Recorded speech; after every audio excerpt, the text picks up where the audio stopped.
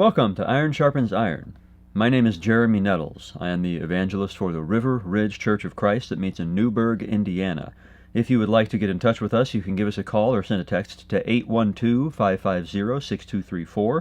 You can also email us at info@riverridgechurch.org. We would love to take comments or questions that way, or to address specific requests that you might have for us to address on this program. A long-standing series that I've been engaged in over the last year and change has been looking at the entire Bible, and we started on the highest level, just summarizing the whole thing, and then we looked at the law and the history of the Old Testament, and we looked at the Gospels and the letters of the New Testament, and that sort of thing. And now we've finally gotten into looking at a book at a time, and we've had several installments of that so far. Today we are going to be hitting the next installment in this series, and we're going to be looking at the book of Exodus. It's the second book in the law section of the Old Testament, and it's the second book of the Old Testament as well. Exodus holds the distinction, though, as being the first essentially contemporaneous account in the Bible. What does that mean? Well, the events of Exodus, the events recorded in Exodus, occurred before the book of Genesis was written. Not before the events of Genesis occurred, but before Genesis itself was written. Okay, so if you remember the course of the ages of the world, you might say, Genesis covers basically creation and the fall and the flood and the Tower of Babel and the patriarchs, but Moses didn't write any of that stuff down until the Israelites were wandering in the wilderness after being rescued from slavery in Egypt. And what do you know? Exodus tells the story of that very rescue. Let's outline the book to start off.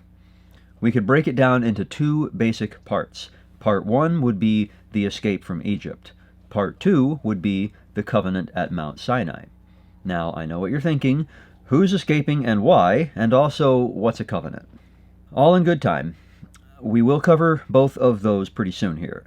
But this book is 40 chapters long, so if we're going to do anything remotely close to a reasonably thorough introduction, we're going to have to be organized about it. The escape covers chapters 1 through 15 or so. It could include a few more after that, but these are really the transitional period to the covenant. The covenant itself begins in chapter 19 and goes through the end of the book, chapter 40, as I mentioned a moment ago. Within the escape phase, there are several distinct episodes, and this gives us the opportunity to address that first question: who's escaping and why? You remember Abraham, Isaac, and Jacob from Genesis, I'm sure. If you know Genesis very well at all, then you will remember the last 14 chapters or so are pretty focused on Jacob's son, Joseph, who is sold into slavery in, any guesses? Egypt. That turns out to be the salvation of the whole family when a famine strikes, but we're studying Exodus right now, so let's not get bogged down there. The whole family, that's about 70 people or so, ends up in Egypt as a result of this connection, and that's where the book of Exodus picks up. At first, the Israelites are highly regarded by the Egyptians, but, I think Moses, for once, can explain this more briefly than I can. Then Joseph died, and all his brothers and all that generation, but the people of Israel were fruitful and increased greatly. They multiplied and grew exceedingly strong, so that the land was filled with them. Now there arose a new king over Egypt, who did not know Joseph. And he said to his people, Behold, the people of Israel are too many and too mighty for us. Come, let us deal shrewdly with them, lest they multiply, and, if war breaks out, they join our enemies and fight against us and escape from the land. Therefore they set taskmasters over them to afflict them with heavy burdens. So the nation grows, but they are subjugated. Even in that state, the powers that be in Egypt were concerned that Israel was getting too numerous, and their solution was, verse 22. Then Pharaoh commanded all his people, Every son that is born to the Hebrews you shall cast into the Nile, but you shall let every daughter live. So that's ghastly and horrific. These people were barbaric, awful, evil. It's nothing at all like today, and don't you dare bring up abortion. In the midst of all this, one mother, for some odd reason, decides to ignore the mandate and protect her kid from the government's grubby hands. Eventually, that becomes a bit of a problem, so she floats him down the river to where the Pharaoh's daughter came to bathe. She saw a cute little baby, and her own maternal inclinations kicked in. She rescued and adopted him. she named this boy Moses. Moses grew up and got in some trouble over his own attempt to protect one of the other Hebrews who was being mistreated by an Egyptian. Since it ended up with the Egyptian dead, Moses figured he'd probably better leave town, and he was right. When Pharaoh heard of it, he sought to kill Moses, but Moses fled from Pharaoh and stayed in the land of Midian. Moses spends a long time in Midian, but mercifully he cuts right to the chase. In chapter 3, God sends him back to Egypt. Let's read verses 7 through 10. Then the Lord said, I have surely seen the affliction of my people who are in Egypt, and I have heard their cry because of their taskmasters. I know their sufferings, and I have come down to deliver them out of the hand of the Egyptians, and to bring them up out of that land to a good and broad land, a land flowing with milk and honey, to the place of the Canaanites, the Hittites, the Amorites, the Perizzites, the Hivites, and the Jebusites. And now, behold, the cry of the people of Israel has come to me, and I have also seen the oppression with which the Egyptians oppress them. Come, I will send you to Pharaoh, that you may bring my people, the children of Israel, out of Egypt. Moses tried pretty hard to get out of this, but in the end he obeyed God and went back to rescue his people.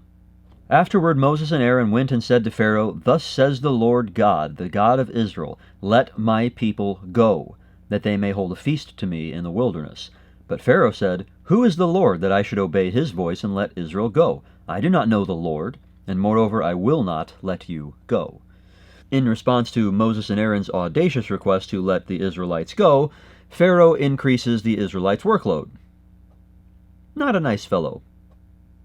Chapters 6 through 12 are a steady argument back and forth where God sends a punishment on the Egyptians to convince Pharaoh that he really ought to let these people go.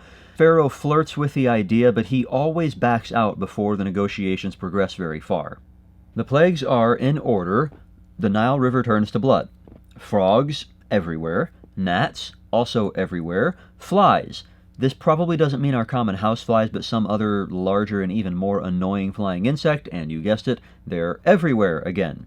The Egyptian livestock get sick and die. The Egyptians become covered with sores. Hailstorms destroy the Egyptians' crops. Locusts eat what the hail missed. The sky is unnaturally and uncannily dark for 3 days. And finally, since Pharaoh still won't let them go, God brings out the big guns. The angel of death kills the firstborn in each Egyptian household. It's probably obvious that this pretty much ends the debate. Then he summoned Moses and Aaron by night and said, Up, go out from among my people, both you and the people of Israel, and go serve the Lord as you have said. Take your flocks and your herds as you have said, and be gone, and bless me also. The Egyptians were urgent with the people to send them out of the land in haste, for they said, We shall all be dead. We've slid right past the Passover feast, which is kind of important, so let's back up and spend a moment on that. Chapter 12, let's read the first 14 verses. The Lord said to Moses and Aaron in the land of Egypt, This month shall be for you the beginning of months. It shall be the first month of the year for you. Tell all the congregation of Israel that on the 10th day of this month every man shall take a lamb according to their father's houses, a lamb for each household.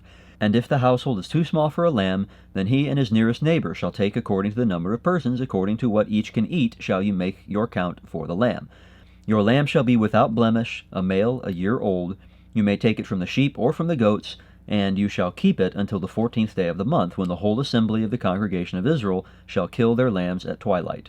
Then they shall take some of the blood, and put it on the 2 doorposts and the lintel of the houses in which they eat it. They shall eat the flesh that night, roasted on the fire, with unleavened bread and bitter herbs they shall eat it. Do not eat any of it raw or boiled in water, but roasted, its head with its legs and its inner parts. And you shall let none of it remain until the morning. Anything that remains until the morning you shall burn. In this manner you shall eat it, with your belt fastened, your sandals on your feet, and your staff in your hand. And you shall eat it in haste. It is the Lord's Passover. For I will pass through the land of Egypt that night, and I will strike all the firstborn in the land of Egypt, both man and beast, and on all the gods of Egypt I will execute judgments. I am the Lord. The blood shall be a sign for you on the houses where you are. And when I see the blood, I will pass over you, and no plague will befall you to destroy you when I strike the land of Egypt. This day shall be for you a memorial day, and you shall keep it as a feast to the Lord throughout your generations, as a statute forever. You shall keep it as a feast. There's a deep symbolism here that sticks with the Israelites forever.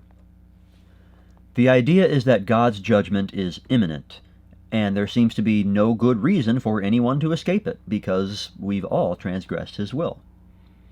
But For those he has chosen, who have obeyed his will, he gave them a way to appeal to his mercy and secure salvation from his wrath. Something else had to die, of course. The lamb didn't do anything to deserve this fate, but it's as if God agrees to pretend that the blood belongs to you or to me, and to pass over the house because they've already paid the penalty. He knows that it's a lamb's blood. It's not really fooling anyone, but acting out the drama of killing the defenseless, helpless, and valuable animal teaches us something at a visceral level. It teaches us the consequences of sin, how we ought to behave in order to be more like this poor little lamb that, unlike us, actually doesn't deserve to die. In the end, of course, that's all in preparation for the Lamb of God with a capital L, preparing for Jesus. But back to Exodus. When the king of Egypt was told that the people had fled, the mind of Pharaoh and his servants was changed toward the people, and they said, "What is this we have done, that we have let Israel go from serving us?" So he made ready his chariot and took his army with him. Uh-oh. But of course this is the great miracle God worked for the Israelites to see, and ideally to trust him forever as a result. Verses 15 and 16. The Lord said to Moses, "Why do you cry to me? Tell the people of Israel to go forward.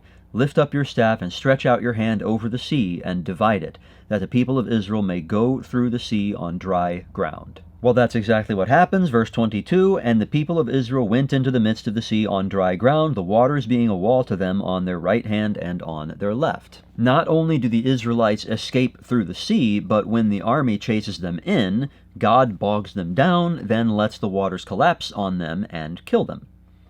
So now Israel is free. Great. But they don't really know what to do with themselves. They don't know where they're going, they can't provide their own food or water, and they quickly start missing their old lives of miserable slavery in Egypt. Chapter 16, verses 2 and 3.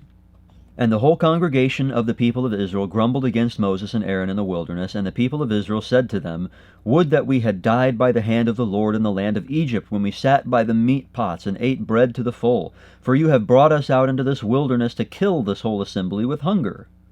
Didn't God just part the Red Sea for these people? Didn't he send 10 obviously unnatural plagues on the Egyptians to rescue them? You'd think they'd maybe ask for some food. But no, they go straight to wishing that they had never been freed. Okay, I've been resisting the allegory for a while, but I just can't any longer. 1 Corinthians chapter 10. "For I do not want you to be unaware, brothers, that our fathers were all under the cloud, and all passed through the sea, and all were baptized into Moses in the cloud and in the sea, and all ate the same spiritual food, and all drank the same spiritual drink, for they drank from the spiritual rock that followed them, and the rock was Christ. Nevertheless, with most of them God was not pleased, for they were overthrown in the wilderness." This jumps ahead in the story a bit, but you can see the parallels between Israel's being redeemed from slavery and our own redemption under the New Testament. The crossing of the Red Sea, as Paul says, was a baptism. It's supposed to mark a drastic change in my manner of life. Free from what? Not Egyptian bondage, but from sin. But, of course, how long does it take us to start missing our former lives of sin? Often Christians become frustrated when things don't seem to be as easy as they expected, and they think, what's the deal? I'm supposed to be free. That's what I wanted. Now everything is difficult. It was easier when I was in thrall to Satan and just let him tell me what to do all the time. Sure, it wasn't good for me in any way, but at least I didn't have to deal with controlling my fleshly appetites. They start to think that something is wrong, either with their conversion or with God or with the system that he's given us. Folks, it's right here in Exodus. This was 1,500 years before Christianity, and God had Moses write it down in no small part to let us know that this is going to happen to us. It's easy to beat up on the Israelites. I was doing it too just a couple of minutes ago. But we all do the same thing, don't we? We should probably direct some of that same criticism, then, at ourselves, huh? Okay, as much as I would like to spend the rest of the program in 1 Corinthians 10, we've got a lot to cover still in Exodus. God repeatedly provides what the people need in the desert, and he shows great patience to them. He knows that they're new to this whole deal, and he is willing to put up with some shortcomings. In chapter 17, it's water coming from the rock. That's the capital R rock that Paul was talking about in 1 Corinthians, and Paul interprets it by allegory to be Christ.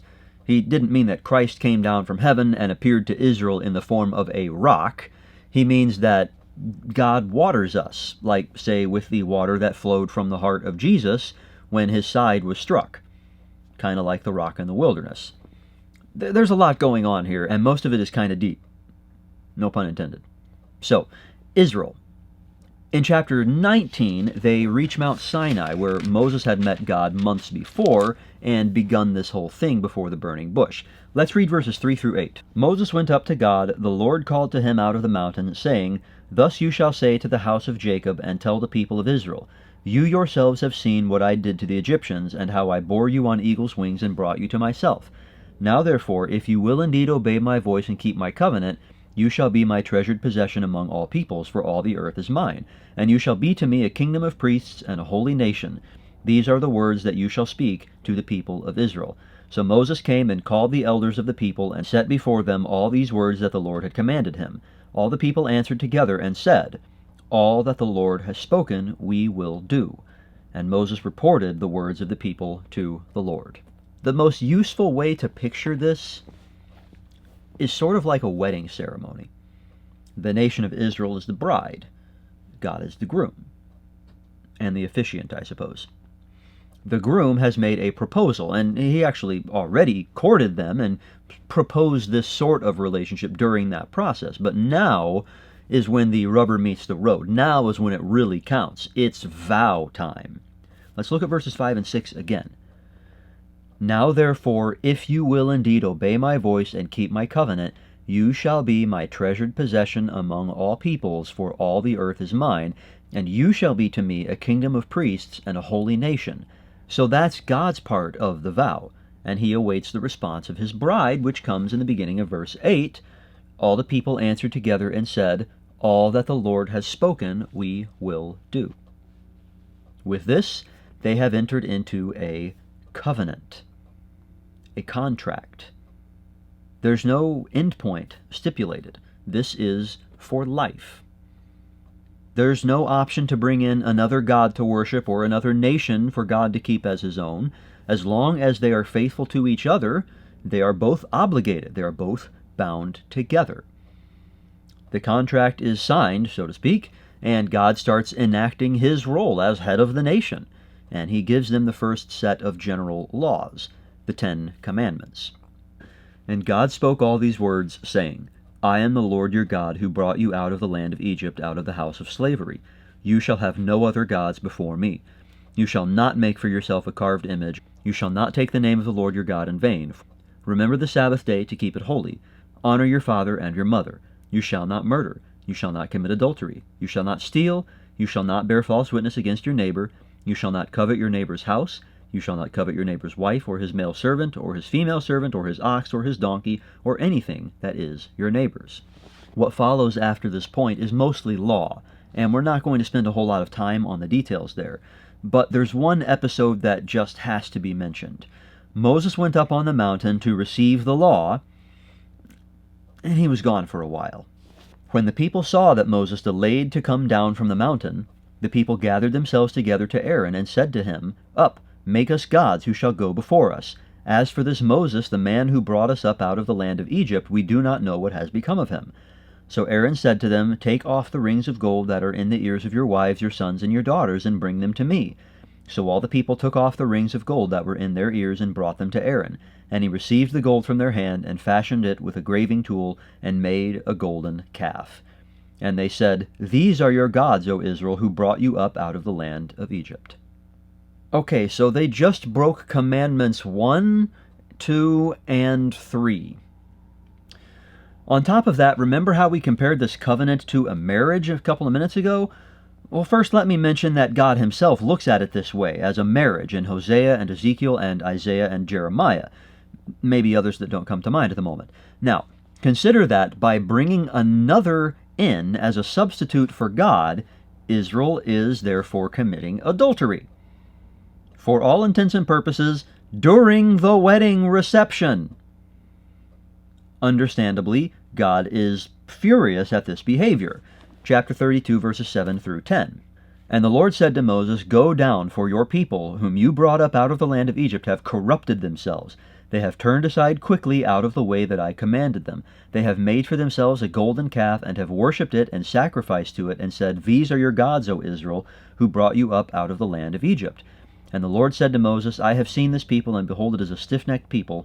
Now therefore let me alone, that my wrath may burn hot against them, and I may consume them, in order that I may make a great nation of you. He has every right to do this. He is bound as long as Israel is faithful. And have they been faithful? Well, Moses convinces God to give them another chance. And although the relationship is damaged, God agrees to keep the marriage intact and continue to fulfill his responsibilities. This is another hint of things to come. God's grace extends to us in a similar way. We don't deserve his favor. We don't deserve to have a relationship with him, but he is willing to extend his love to us even so, provided we repent and return to him, as Israel did. All right, the rest of the law in Exodus is about constructing the tabernacle, God's throne on earth, that sort of thing. The whole thing is carefully designed to invoke the symbolism of God's relationship to his people and to help them worship and revere him as they should. But that's going to have to be a topic for another time. The Israelites, having repented of their ridiculous infidelity so soon after the wedding ceremony, set about building God's house, or at least its earthly representation, and after almost a year, they complete it. When they do, God enters the house and essentially declares it good. Then the cloud covered the tent of meeting, and the glory of the Lord filled the tabernacle. And Moses was not able to enter the tent of meeting because the cloud settled on it. And the glory of the Lord filled the tabernacle. Throughout all their journeys, whenever the cloud was taken up from over the tabernacle, the people of Israel would set out. But if the cloud was not taken up, then they did not set out till the day that it was taken up. For the cloud of the Lord was on the tabernacle by day, and fire was in it by night, in the sight of all the house of Israel throughout all their journeys. So that's Exodus. This book is very important to the nation of Israel.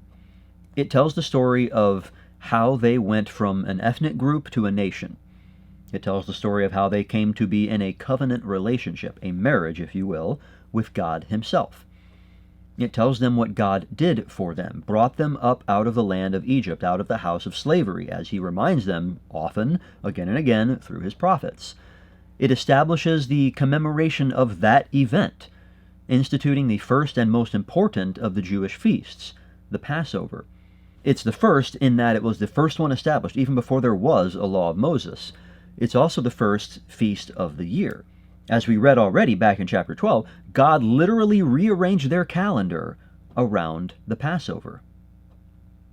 Of course, it also has the Ten Commandments, which are kind of important, and then there's the first big chunk of God's law for Israel, and the pattern is established for how God would be with them in a quasi-physical manifestation, and how they were supposed to deal with that, basically with the utmost degree of reverence and care that nothing common or unclean should come into his presence. This is all pretty important, and perhaps you can see how pretty much all of it applies to Christians today as well. Exodus is one of the most important books to read from a Christian perspective. Today, God's not so interested in an ethnic group to single out for his love and salvation. Instead, it's an opt-in system freely open to all who wish to join. Of course, we have to trust him. Following where he leads, even when we're lost, is not so different from following the pillar of cloud through the wilderness. Trusting him to provide for us physically and spiritually is not so different from living in the desert and eating bread from heaven that appears miraculously on the ground every morning. Submitting to the silliness of baptism in hope of salvation is not so different from walking through the Red Sea while trusting God to hold back the waters and use this bizarre and seemingly unnecessary dramatic act to save us from the threat of our sins chasing us down to enslave us again by force. Memorializing Jesus every week by eating his flesh and drinking his blood to remember his sacrifice on account of our sins to save us from the wrath of God is not so different from killing and eating a helpless and innocent lamb and smearing its blood all over the front of our houses in hopes that the angel of death will honor our sacrifice and pass over us when judgment comes. And so on. God is smart, much smarter than we are. He saw all of this stuff coming, and he caused the story of Israel to play out in such a way that it would meticulously predict what the beginning of the New Testament would look like for us. I guess some of that is down to human nature and the undeniable fact that we stink at learning from the past and avoiding the mistakes made by our forebears, but think of the plagues and the Passover and the law and the artificial way in which God separated the Israelites from outside influences and forced them to learn how to trust him. It's not just nature at work. God stepped in and made all this stuff happen. Exodus ends up being a testament to God's power because of all the miracles he performs, some of which are benign and some of which are pretty wrathful. It's also a testament to his love, because he put up with so much from everyone involved in order to carry out his purpose and sanctify a people to be his bride, to have and to hold, etc. Right along with that goes God's reasonability. He extends incredible patience to everyone involved, even giving the Egyptians 10 chances to do the right thing and submit to his will rather than face irreparable damage in consequence of their refusal. Then, of course, there is his patience with Moses and Israel as a whole, even when they express distrust in him. Forget that, even when they commit adultery during the wedding reception. While God is justifiably furious and imposes some consequences there, he stops short of what he wanted to do and would have been justified in doing, and extended forgiveness to his new bride instead. But that doesn't mean he has no expectations, or that he will never pass that final judgment. Eventually, God's patience is exhausted, and at that point, those who have rejected him and rebelled against him have no leg to stand on. The consequences are devastating. We don't want to be in his path when that time comes. Instead, we want to be at his side. If you're on the wrong side of that equation, we at River Ridge would love to help you change that. If you're still in bondage to sin, you know where that's going to lead. Satan is not a kind master, and that way only lies misery and death. God has sent a shepherd to lead you to freedom, but you have to trust him and follow him, even when you don't understand, even when he tells you to walk through the sea. You can get in touch with us, and we'll discuss the next steps you need to take. If you're local, we're here to help. If you're not local, there are others nearby you who would love to help just as much as we would, and we can put you in touch. I hope this look at Exodus was beneficial to you, and I hope you'll join me again next week. If you have further questions or comments to share with us, or would like to sign up for a more involved study in person, we would welcome that too. You can reach us by phone at 812-550-6234, over email at info@riverridgechurch.org, or on Facebook or YouTube. You can also join us at 5600 Van Road in Newburgh at 10 a.m. for Sunday worship. I'd love to see you there. Thanks for joining me today on Iron Sharpens Iron.